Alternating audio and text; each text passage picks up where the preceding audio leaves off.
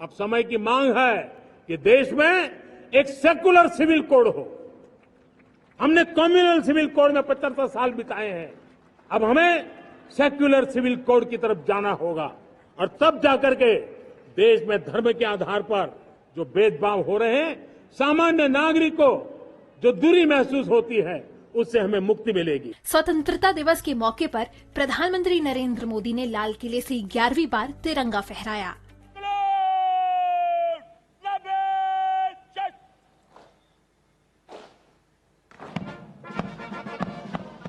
103 minute के भाषण में प्रधानमंत्री मोदी ने कहा कि ये देश का स्वर्णिम काल यानी गोल्डन एरा है। साथ ही पिछली सरकारों की आलोचना की।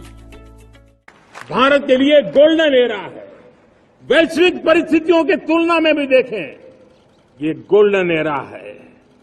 ये हमारा स्वर्णिम कालखंड है। मेरे प्यारे देशवासियों, ये अवसर हमें जाने नहीं देना है।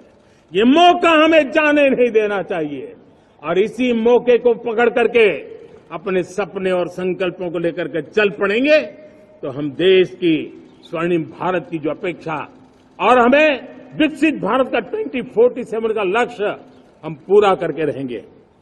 पीएम मोदी ने ऐलान किया कि अगले 5 साल में देश में 75,000 मेडिकल सीटें बढ़ाई जाएंगी। उन्होंने ट्रेनी डॉक्टर के रेप मर्डर केस का भी जिक्र किया। करीब 25,000 युवा हर साल विदेश में मेडिकल एजुकेशन के लिए जाते हैं और ऐसे ऐसे देश में जाना पड़ रहा है। कभी कभी तो मैं सुनता हूं तो हैरान हो जाता हूं। और इसलिए हमने तय किया है कि अगले 5 साल में मेडिकल लाइन में 75,000 नई सीटें बनाई जाएगी। राक्षसी कृत्य करने वालों को जल्द से जल्द कड़ी सजा हो, वो समाज में विश्वास पैदा करने के लिए जरूरी है।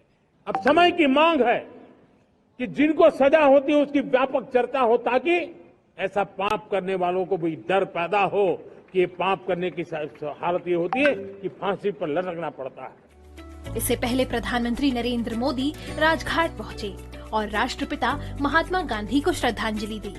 दैनिक भास्कर की रिपोर्ट।